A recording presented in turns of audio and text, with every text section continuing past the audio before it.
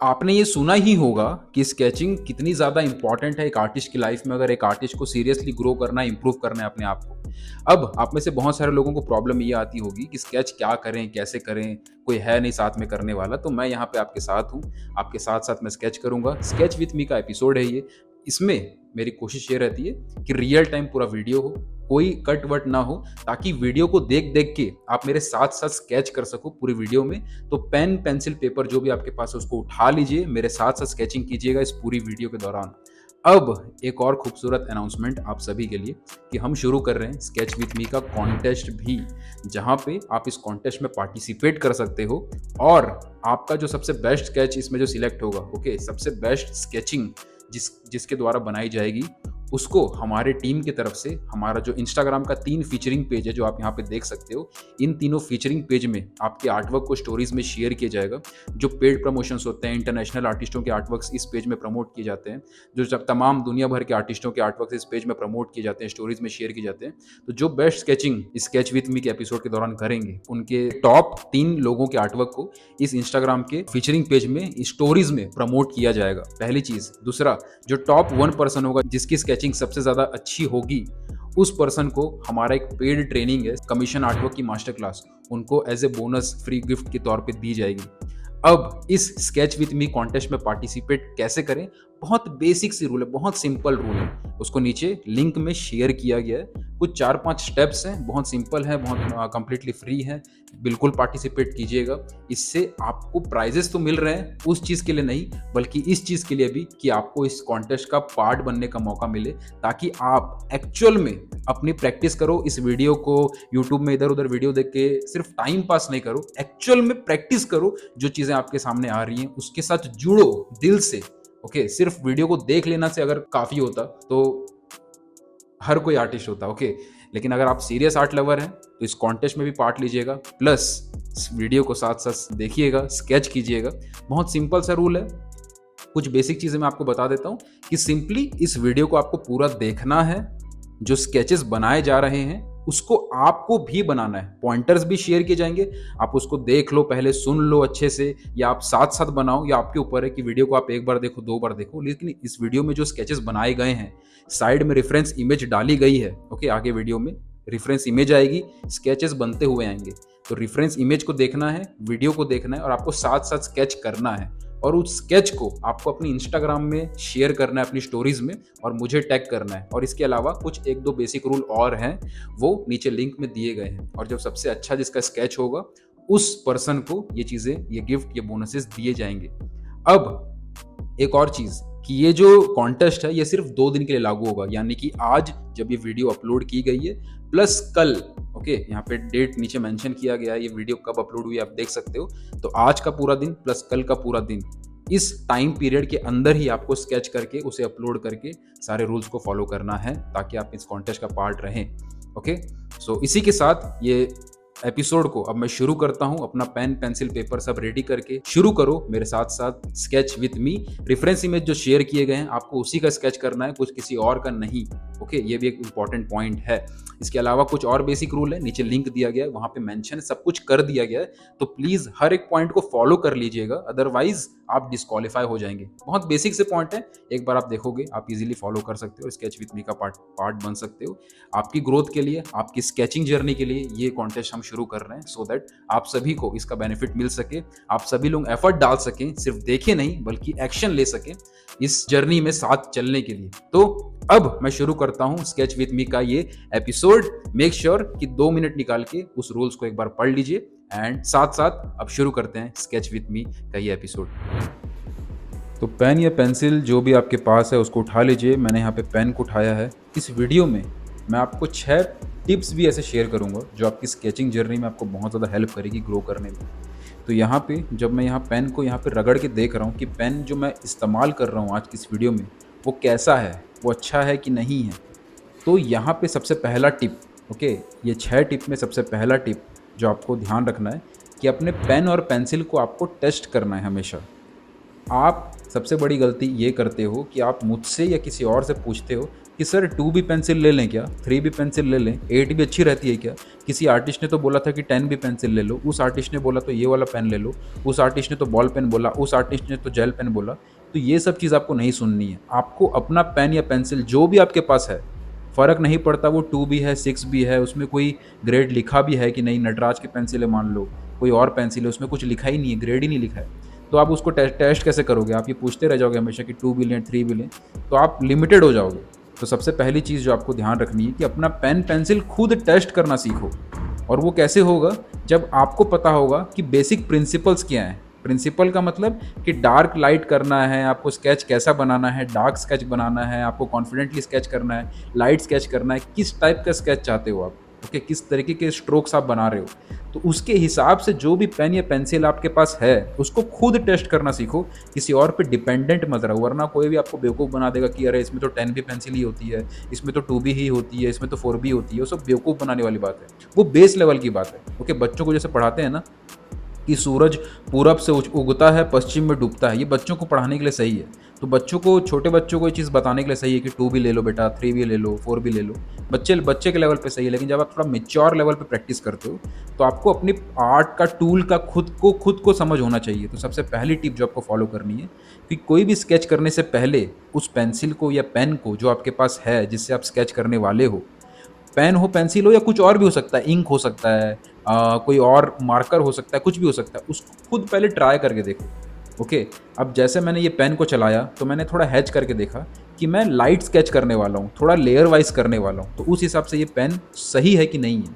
तो ये पेन थोड़ा थोड़ा लाइट चला रहा था, तो इसको मैं समझा कि इसको लाइट लाइट चला सकता हूँ मैं। अगर इसी की जगह मैं जेल पेन लेता तो वो लाइट नहीं चलाता, वो डार्क चलाता। ओके, उसमें मैं लेयर वाइज काम नहीं कर पाता। उसको भी मैं यूज़ कर सकता हूँ, ऐसा नहीं कि जेल पेन में इस्तेमाल नहीं कर सकता, स्केचिंग के लिए कर सकता हूँ, लेकिन उसमें थोड़ी डिफरेंट टाइप की स्केचिंग बनेगी, उसमें थोड़ा सा लाइन्स ज़्यादा होंगे, इस तरीके के हैच वर्क, वो सारी चीज़ें नहीं होंगी। सेम केस पेंसिल के साथ है, सेम केस कलर के साथ है, कोई भी चीज़ से आप स्केचिंग करो, ये बेस हमेशा याद रखो कि जो भी टूल से आप स्केच कर रहे हो, उस टूल का थोड़ा सा आइडिया आप ही को लगाना है, उस टूल को बार बार अपने पेपर पे स्केच करने से पहले रब करके कि किस टाइप की स्केचिंग आप करना चाहते हो। ये होगा एक मैच्योर, एक प्रोफेशनल स्टेप सीखने के कदम सीखने के तरफ। तो ये हो गया आपका पहला टिप। दूसरा टिप जो आपको स्केचिंग में ध्यान रखना है वो कि आप लाइट स्केच करना सीखो। कोई भी टूल को अगर आप फोर्सफुली चलाओगे तो उसका डार्केस्ट जो टोन है वो आप पा ही सकते हो। अगर मैं पेन को पूरी ताकत से चलाऊं तो पेन जितना डार्क चल सकता है वो तो मैं चला ही लूँगा, कोई भी पेंसिल में उठाऊँ। ओके, कोई भी पेंसिल थोड़ी लाइट चल रही हो या डार्क शेड की पेंसिल हो, कैसी भी पेंसिल हो, अगर मैं उसको पूरा प्रेशर के साथ चलाऊँ तो वो पेंसिल अपना मैक्सिमम पोटेंशियल डार्कनेस का अचीव कर ही लेगी। हमको सीखना है लाइट ड्रॉ करना। लाइट ड्रॉ करना ज़्यादा डिफिकल्ट होता है डार्क के कंपैरिजन में। ओके, और इसी से थर्ड पॉइंट भी निकल के सामने आएगा, वो मैं आपको बताऊंगा। लेकिन सेकंड पॉइंट जो कि बहुत सारे लोग बहुत लाइटली लेते हैं, लाइट चलाना है इस बात को लोग लाइटली लेते हैं और यही चीज़ तो गलत कर देते हैं मेरे दोस्त। यही चीज़ तो नहीं करना है कि आपको लाइट चलाने की प्रैक्टिस करनी, भले वो पेन हो या पेंसिल हो, क्योंकि जब आप लाइट चला लोगे तो आपके पास रूम बचेगा डार्क पे जाने का। अगर आप पहले डार्क कर दोगे तो आपके पास रूम ही नहीं बचेगा, क्योंकि और डार्क आप कर ही नहीं पाओगे, आपको पता ही नहीं रहेगा कि और कहाँ पे डार्कनेस ऐड करनी तो मेरा स्केच ज़्यादा अच्छा फील दे, ज़्यादा स्ट्रोक्स उसके अच्छे दिखें, या कौन सा डार्कनेस लाइटनेस मुझे कहाँ पे करनी है, वो चीज़ आप नहीं डिसाइड कर पाओगे। आप पहले अगर डार्क करोगे तो ये प्रैक्टिस बहुत ज़्यादा करो कि अपने पेन या पेंसिल जो भी आप इस्तेमाल कर रहे हो उसकी लाइट वे में उसको चला के, डार्क वे में चला के, हर एंगल से देखो और उसका कंट्रोल आप धीरे धीरे ऊपर ला सको। तो इसी पॉइंट को, सेकंड पॉइंट को अगर मैं अलग नज़रिए से देखूं तो इसी में आता है प्रेशर कंट्रोल, की डार्कनेस और लाइटनेस की तरफ से जब आप चला लेते हो, लाइट चलाने की प्रैक्टिस जब आप करते हो तो आपके ऊपर प्रेशर कंट्रोल करने का भी एक अंडरस्टैंडिंग आपके अंदर विकसित होती है। प्रेशर को कंट्रोल करना भी आप सीखते हो, भले ही आप पेंसिल इस्तेमाल करो, पेन इस्तेमाल करो, ब्रश इस्तेमाल करो, कुछ भी इस्तेमाल करो। ओके, अब सेकंड पॉइंट से ही तीसरा पॉइंट निकल के सामने आता है जो कि लेयर वाइज काम करने वाला है। यहाँ पे आप देख सकते हो कि मैं स्केचिंग कर रहा हूँ लेकिन लेयर वाइज कर रहा हूँ, धीरे धीरे डार्कनेस ऐड कर रहा हूँ जहाँ पे मुझे चाहिए। और ये लेयर वाइज करना बहुत ज़रूरी है, क्योंकि इससे आइडिया मिलता है कि कहाँ पे कितना डार्क करना है, कितना नहीं करना है। और ये लेयर वाइज जब आप करते हो तो आप अपने पेपर को डैमेज भी नहीं करते हो, आपको एक डेप्थ मिलती है अपनी स्केचिंग में। एंड हाँ, स्केचिंग अलग अलग टाइप की होती है, मतलब कभी कभी हम सिर्फ लाइंस खींचते हैं, कभी कभी हम सब सिर्फ हैचिंग कर रहे होते हैं, जैसे मैं भी हैचिंग कर रहा हूँ, कभी कभी सिर्फ हम लोग जेस्चर बना देते हैं, वो भी स्केच का पार्ट है। तो अलग अलग तरीके की स्केच होती हैं, कोई थोड़ा फास्ट स्केचिंग होता है, कोई कुछ सेकंड में होता है, कोई कुछ मिनट में होता है। यहाँ पे मैं थोड़ा टाइम लेके स्केच कर रहा हूँ। लेकिन कहने का मतलब ये है कि जब आप लेयर वाइज करते हो, अगर आप थोड़ा सा वैल्यू ऐड कर रहे हो, वैल्यू का मतलब डार्कनेस और लाइटनेस जो मैं यहाँ पे ऐड कर रहा हूँ, इस पर्सन के चेहरे पे थोड़ी लाइटनेस है, इसके बाल में थोड़ी डार्कनेस है, ये चीज़ें मैं यहाँ पे देख रहा हूँ। और ये तभी पॉसिबल होगा जब आप लेयर वाइज काम करो, भले आप पेंसिल से करो या पेन से करो। 3 पॉइंट हो गए जो आपको बहुत ध्यान से रखने हैं, ये पॉइंट को नोट डाउन करना, कमेंट सेक्शन में लिखना भी ज़रूर। चौथा पॉइंट जो आपको ध्यान रखना है, जो कि तीसरे पॉइंट से निकल के आता है, वो है हैचिंग और क्रॉस हैचिंग। हर दिन प्रैक्टिस करो। एक रफ पेपर उठा लो, एक कोई भी पेपर उठा लो। मैं जब स्कूल में था तो स्कूल के जो होमवर्क कॉपी थी उसके पीछे में कुछ ना कुछ ऐसे पेंसिल पेन को रगड़ते रहता था, सर्कल बनाते रहता था, कुछ कुछ करते रहता था। तो वो हैचिंग होती है, मतलब पेन को चलाने का जो तरीका होता है ना, जो ये लाइंस हम खींच रहे हैं, okay, single hatching, cross hatching, ये हैच करना, ये लाइंस को खींचना, स्ट्रोक स्ट्रोक खींचना, इस तरीके से जो मैं पेन चला रहा हूँ, ये खींचना, ये जो हैंड मूवमेंट है, ये अपने आप धीरे धीरे आपको फील होगा। ये कोई सिखा नहीं सकता आपको, ये आपको खुद करके आपको फील होगा कि कितना कंट्रोल लाना है कि ये पेन क्विकली चले, कितना डार्क चलना है, कितना लाइट चलना है। वो तभी होगा जब आप पेन को बार बार या पेंसिल को बार बार पेपर पर रगड़ते रहोगे, कभी धीरे धीरे, कभी थोड़ा फास्ट फास्ट, कभी लाइट चला के, कभी डार्क चला के। ये आपका और आपके पेन पेंसिल जो भी आप इस्तेमाल कर रहे हो उसके बीच का जो रिश्ता है उसको मजबूत करता है। उसमें आप कंफर्टेबल फील करते हो, आप बहुत ज़्यादा कंट्रोल्ड फील करते हो। जो भी टूल आप इस्तेमाल कर रहे हो, भले वो पेन हो, पेंसिल हो या कुछ भी हो, उसके ऊपर आपका कंट्रोल बहुत बढ़ने लगता है उसको जब आप डेली बेसिस पे रफली बस चलाते रहते हो। तो हैचिंग और क्रॉस हैचिंग एक बहुत अच्छा टेक्निक है अपने उस कंट्रोल को पाने का, जब भी आप इस तरीके की स्केचिंग करते हो जहाँ पे आप हैचिंग वगैरह, वैल्यूज़ वगैरह ऐड करते हो। तो चौथा पॉइंट जो आपके लिए बहुत ज़रूरी है, हैचिंग और क्रॉस हैचिंग को डेली करो। ओके, डेली कभी भी कर सकते हो, एक एक्सरसाइज की तरह है। घर में बैठे हो, स्कूल में बैठे हो, कॉलेज में बैठे हो, ऑफिस में बैठे हो, काम चल रहा है, नीचे पेंसिल रगड़ रहे हो, कुछ भी करते हो, आप पेंसिल पेन रगड़ते रहोगे पेपर में तो 5-10 मिनट एक एक्सरसाइज होती रहेगी। ओके, तो आर्ट में ये एक अच्छी एक्सरसाइज है अपने टूल के साथ कंट्रोल पाने के लिए। पांचवा जो आपको पॉइंट याद रखना है अपनी स्केचिंग को इम्प्रूव करने के लिए, इसमें मास्टरी हासिल करने के लिए, वो ये कि वैल्यू की प्रैक्टिस करो। वैल्यू का मतलब क्या होता है? डार्कनेस और लाइटनेस। सारे पॉइंट्स आप देखोगे कि एक दूसरे से जुड़े हुए हैं। वैल्यू का मतलब क्या होता है? डार्कनेस और लाइटनेस। तो यहाँ पे जो भी आप पेंसिल या टूल का इस्तेमाल कर रहे हो, भले वो पेन हो या पेंसिल हो, उसको देखो कि उस पेंसिल या पेन से कितना डार्क आप जा सकते हो, कितना लाइट आप जा सकते हो, कितना मिडिल हाफ टोन में आप रह सकते हो। तो ये जो वैल्यूज़ होते हैं कि ये सबसे डार्क है, ये उससे लाइट है, ये उससे लाइट है, ये उससे भी लाइट है, पेपर सबसे ज़्यादा लाइट है, तो ये वैल्यूज़ जो हैं डार्कनेस और लाइटनेस, इसकी प्रैक्टिस करो उसी टूल के साथ साथ जो टूल का आप इस्तेमाल कर रहे हो। मैं अगर पेन का इस्तेमाल कर रहा हूँ तो अगर मेरी वैल्यूज़ की अंडरस्टैंडिंग क्लियर है, वैल्यूज़ की समझ मेरी क्लियर है, डार्कनेस और लाइटनेस को मैं समझ रहा हूँ, तभी जाके स्केचेस में जान आएगी, या किसी भी आर्ट वर्क में जान तभी आती है जब आपके वैल्यूज़ क्लियर होते हैं। तो वैल्यूज़ के बारे में पढ़ो, देखो, जानो, ओके, उसके बारे में सीखो, प्रैक्टिस करो, और वो जब आप सीख जाते हो तो ऑटोमेटिकली आपके स्केच बहुत ही अच्छे लेवल पे, बहुत ही मैच्योर लेवल पे पहुंच जाते हैं। क्योंकि स्केच जब आउटलाइन के लेवल पे होते हैं तो वहाँ पे आपकी लाइन प्रैक्टिस, हैचिंग वगैरह, डेली प्रैक्टिस आपको काम आती है। जब आप वैल्यूज़ के लेवल पे इंप्रूव करते हो तो आपकी स्केचेस में एक नेक्स्ट लेवल की जान आ जाती है। डार्कनेस और लाइटनेस कितना करना है, 2 टोन में रखना है, 3 टोन में रखना है, थोड़ा ज़्यादा स्केचिंग को थोड़ी ज़्यादा डेप्थ देनी है, ये सब चीज़ें आप तब समझ पाओगे जब आप वैल्यूज़ को सीखना शुरू करोगे। और ये कोई एडवांस लेवल की चीज़ें मैं नहीं बता रहा हूँ, ये बिगिनिंग लेवल की चीज़ें हैं। ओके, बिगिनर्स के लिए ज़रूरी है। कभी कभी ये सारे पॉइंट्स मैं शेयर करता हूँ तो कोई सोचता है, अरे सर आप तो बिगिनिंग लेवल का बताओ, नहीं तो बहुत, मुझे तो कुछ समझ ही नहीं आ रहा। तो अगर आपको समझ नहीं आ रहा तो अभी आप आर्ट की दुनिया से बहुत दूर हो, आपको बहुत चीज़ें समझने की ज़रूरत है, क्योंकि ये सारे पॉइंट्स बिगिनर के लिए हैं। और अगर बिगिनिंग में ही आपको ये सब चीज़ें नहीं पता है तो आपको सीरियसली सोचना पड़ेगा कि आपको भी बहुत कुछ समझना और सीखने की ज़रूरत है। क्योंकि ये ऐसी बातें हैं, जब तक आप इसको नहीं सीखोगे, मतलब आपकी प्रैक्टिस ही आप गलत कर रहे हो। मतलब अगर आप आर्ट बना रहे हो और आपको ये सारे पॉइंट्स नहीं पता होंगे, मतलब आप जो आर्ट बना रहे हो उसमें सिर्फ आप टाइम वेस्ट कर रहे हो, उसको फन के लिए कर रहे हो, इंप्रूवमेंट नहीं आएगी। तो ये कुछ ऐसी बातें हैं जो आपको सीरियसली लेनी होगी अगर आप सीरियस हो इंप्रूवमेंट पाने के लिए। तो 4 पॉइंट्स कवर हो गए, 5 पॉइंट्स कवर हो गए। पहला कि अपने पेन पेंसिल को टेस्ट करो। दूसरा कि लाइट वे में चलाओ, लाइट तरीके से पेंसिल को चलाओ, पेन को चलाओ, जो भी आप इस्तेमाल कर रहे हो, ताकि आपके पास रूम रहे डार्क जाने के लिए। तीसरा कि लेयर वाइज काम करो ताकि आप डेप्थ पा सको। चौथा कि हैचिंग और क्रॉस हैचिंग की प्रैक्टिस आप करो ताकि आपका एक कंट्रोल इम्प्रूव हो अपने पेन या पेंसिल या जो भी टूल आप इस्तेमाल कर रहे हो, हैचिंग क्रॉस हैचिंग उससे करो। पाँचवा वैल्यू की प्रैक्टिस करो।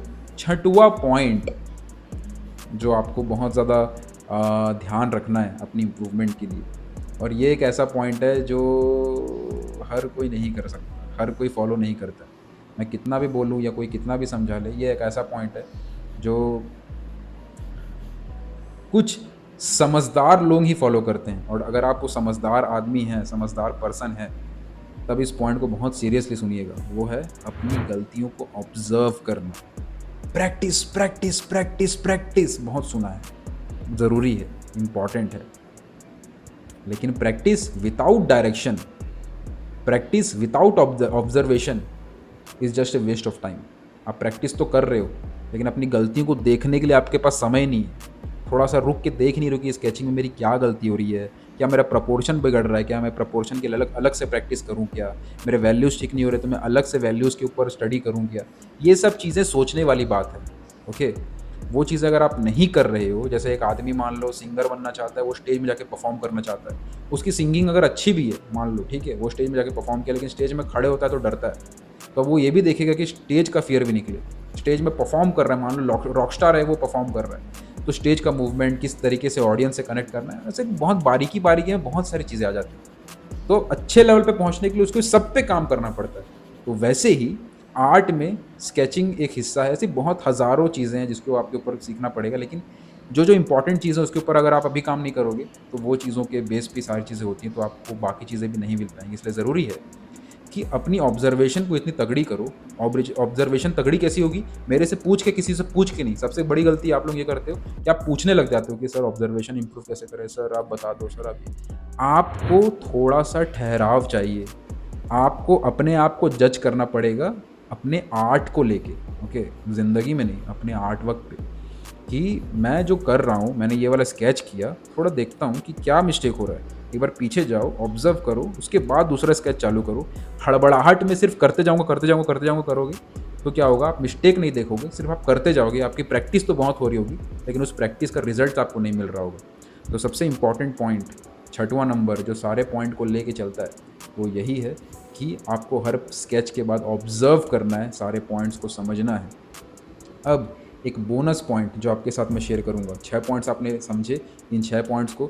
अब सारे पॉइंट सिंपल लगते हैं। देखो ये बड़ी प्रॉब्लम है सबके साथ कि ना कोई सिंपल पॉइंट बताता है तो हम बोलते हैं अरे ये पॉइंट तो हमको पता ही था, ये पॉइंट तो सिंपल है। लेकिन बात ये नहीं है कि आपको पता था कि नहीं पता था। पता होने से कुछ नहीं होता है, क्योंकि दुनिया में सबको पता है कि सिगरेट पीने से कैंसर होता है लेकिन सब पी रहे हैं। दुनिया में सबको पता है दारू पीने से लीवर फेल होता है, सब पी रहे हैं। ओके, पता होने से कुछ नहीं होता है, इम्प्लीमेंट करना पड़ेगा। अगर पता है और आप उसको इम्प्लीमेंट कर रहे हो, जिसको पता है कि सिगरेट पीने से कैंसर होता है और वो सिगरेट को पीना छोड़ रहा है, तो मतलब है, नहीं तो कोई मतलब नहीं है। पता होने से कुछ नहीं होता। तो मैक्सिमम लोगों की प्रॉब्लम ये कि ये तो हमको पहले से पता था, ये पॉइंट तो हमको पता था, ये चीज़ तो हमको पता थी तो कुछ नहीं हुआ उससे। पता होने से कुछ नहीं होता। उसको किस लेवल पे आपने इम्प्लीमेंट किया, जब इम्प्लीमेंट की बारी आएगी और जिस दिन इम्प्लीमेंट करना शुरू कर रहे हो, उसको किस लेवल तक इम्प्लीमेंट करना है, बार बार किस लेवल तक, कितना ज़्यादा, हर पॉइंट जो आपको पता भी है उसको किस लेवल तक आपने फॉलो किया, किस लेवल तक उसको आपने कंसिस्टेंटली उसको प्रैक्टिस किया, काम किया उसके ऊपर, वही डिसाइड करेगा कि वो जो पता थी बात, उसका कोई मतलब था कि नहीं मतलब था। अदरवाइज वो बात का पता होना बस आपका दिमाग का स्पेस घेर रही है, आपका दिमाग को भर रही है, और उससे बड़ा, उससे ज़्यादा कोई फायदा आपको मिल नहीं रहा है। तो ये सारी 6 पॉइंट्स आपको पता होने चाहिए। अब आखिरी पॉइंट जो ऑब्वियस सी बात है, जो मैं फिर से वही बोलूँगा जो आपको पता है, वो है प्रैक्टिस प्रैक्टिस प्रैक्टिस। जो भी पॉइंट्स मैंने ऊपर बोला, उन सभी पॉइंट्स की प्रैक्टिस करना ज़रूरी है। प्रैक्टिस का मतलब ये नहीं होता कि सिर्फ हम स्केच को बनाने की प्रैक्टिस करें, वो तो करना ही पड़ेगा, लेकिन जो चीज़ें आप सीख रहे हो उसकी प्रैक्टिस भी ज़रूरी है, सो दैट जो चीज़ आपको करनी है उस चीज़ को आप बेटर कर सको। समझ रहे हो? ये पॉइंट सुनने में आसान लगता है, गहरी बात है, थोड़ी गहरी गहरी बातें होती है, मज़ा आता है। समझो इस चीज़ को। जब कोई बोलता है ना प्रैक्टिस करो, तो हम क्या लगता है, अरे प्रैक्टिस करने बोल रहा है, अरे क्रिकेटर बनना है, सामने वाला कोच बोल रहा है प्रैक्टिस करो, जा रहा हूँ बैटिंग करना है, मुझे बैट्समैन बनना है, बैट घुमा रहे घुमा रहे घुमा रहे घुमा रहे, अरे उतना तक नहीं बोला गया था। यही तो होता है ऑब्जर्वेशन में कमी।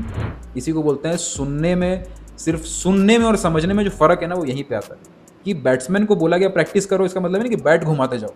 प्रैक्टिस करो मतलब जो जो बात आपको बताई गई उस हर एक बात की प्रैक्टिस करो।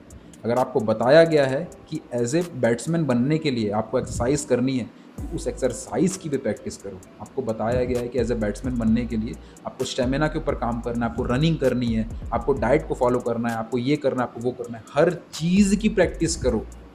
रनिंग के लिए भी उस आदमी को प्रैक्टिस करना पड़ेगा जो बैट्समैन बन रहा है। ऐसा नहीं कि रनिंग बोल दिया, मेरे को तो पता ही था रनिंग करना है, रनिंग थोड़ी अब प्रैक्टिस करने बोल रहे हैं तो चलो बैट घुमाना वापस से शुरू कर दें।